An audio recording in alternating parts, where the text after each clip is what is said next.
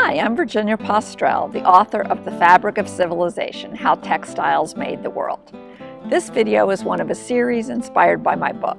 I hope you'll check them all out and, of course, read the book. Enjoy!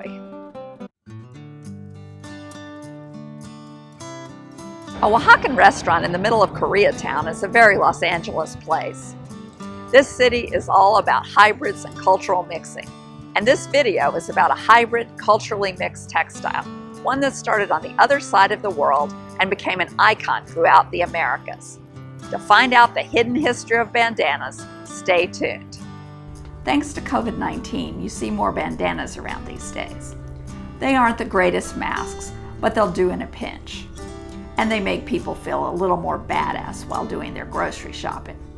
But mostly, they're cheap and convenient. People tend to have bandanas around. This guy had a couple in his car already, so when he and his buddies stopped by Starbucks, they used them as masks. This costume director confesses that she swiped hers from an indie film she was working on. It was set in the 1860s, and we had a bunch of bandanas on set to cover medical grade masks for background, and my mask was dirty one day and I grabbed this off the rack, so I still have it. Even without a pandemic, bandanas have devoted fans. They're incredibly useful.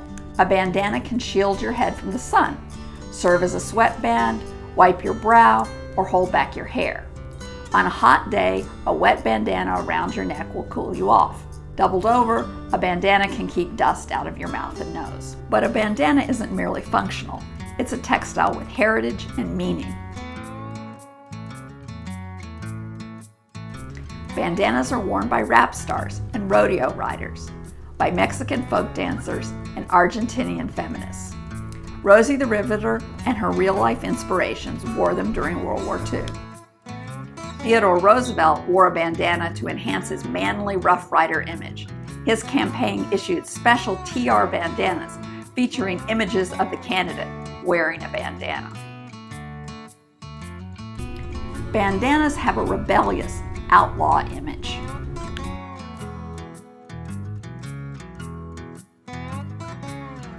In classic illustrations, there must have accessories for cowboys, bandits, pirates, and fortune-telling gypsies.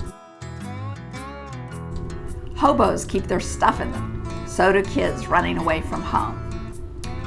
Bikers wear bandanas. Willie Nelson wears one, so does Axl Rose. LA gangs adopted them. Red for Bloods, blue for Crips. Bandanas became part of hip-hop style. In 2019, Freddie Gibbs and Madlib released a rap album titled Bandana. The people who wear them have given bandanas countless meanings and a deep cultural heritage. The iconic scarves also have a hidden history woven into the cloth itself. That story starts in India. There, bandani is a traditional tie-dyeing technique. Artisans create intricate patterns by wrapping threads around tiny bunches of cloth, leaving blank spots when the fabric is dyed. Bandanas got their name from bandani. In the 17th and 18th centuries, Europeans went wild for Indian cotton prints, including bandani.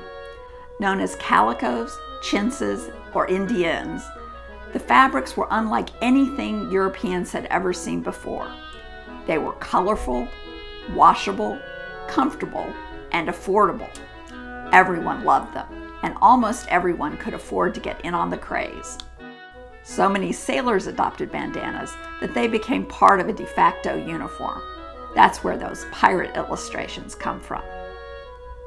For a maid or a laborer, a brightly printed kerchief was an affordable luxury. For less than a day's wages, you could add style and color to your everyday clothes. The cloth itself was a big part of the appeal. It was incredibly soft, thanks to the finely spun cotton thread.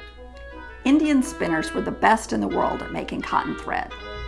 They were also the fastest. They could spin an average of 100 meters an hour. Remember that number, 100 meters an hour. British textile makers wanted to make their own cotton cloth, but their spinners couldn't make strong enough cotton thread. They had to make do with linen for the tough warp threads. So British cottons were really a linen-cotton combination known as fustian, like in this jacket.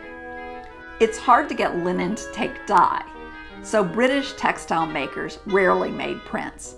They had to make do with checks and stripes, or in this case, extra wool threads woven in to make the pattern. Fustian wasn't as soft as 100% cotton, and people didn't like it as much. But British buyers didn't have much choice. Thanks to the influence of the wool and linen industries, it was illegal to import Indian cotton cloth. It was okay, however, to sell Indian cloth in the colonies in North America and the Caribbean. So that's what the British East India Company did. And lo and behold, buyers on our side of the Atlantic much preferred the brightly printed, soft cottons from India to the fustians from the mother country.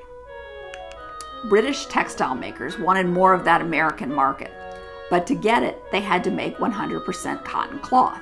And to do that, they needed a better way to make cotton thread. An inventor named Lewis Paul came up with a machine that used rollers to draw out and twist cotton threads. It wasn't much of a success, but it did inspire another inventor named Richard Arkwright. He tinkered with the design, improved it, and invented the machines that launched the Industrial Revolution. To understand why spinning machines were such a big deal, take a look at a standard bandana. It's 22 inches square. Each inch has 100 threads running in one direction and 100 threads running in the perpendicular direction, the warp and weft of the weave. So there are 200 threads in each square inch, 200 inches in each square inch. That's the kind of fine weaving that made Indian cotton so popular. Now comes the math.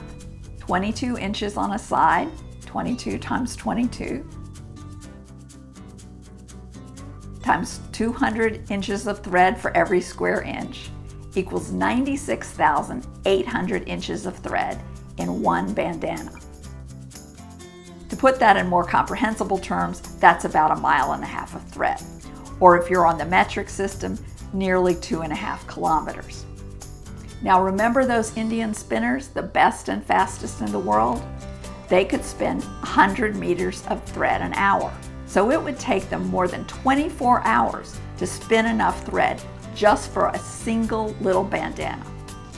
Even at poverty wages, cloth would be expensive. Nowadays, in a modern spinning plant, it takes less than a second. Now wait a minute, didn't I tell you that a bandana was an affordable luxury back then? That even a maid or a laborer could have one?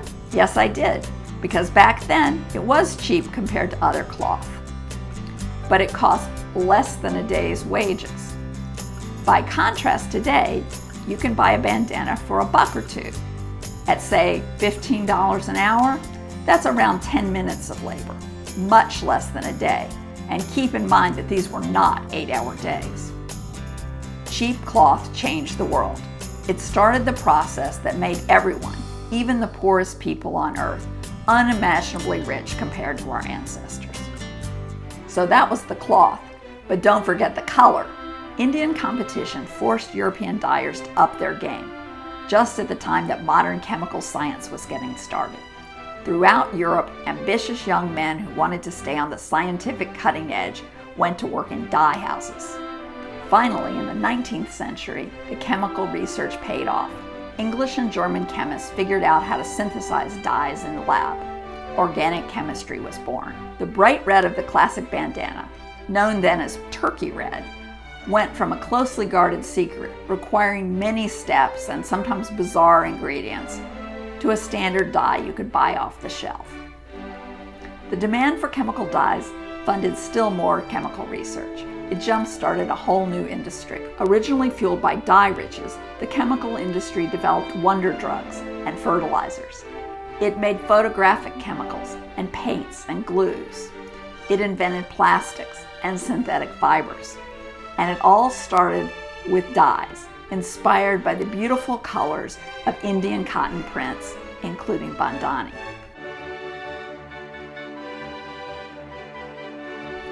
As for bandana's outlaw image, there's a story there too about Indian cotton prints.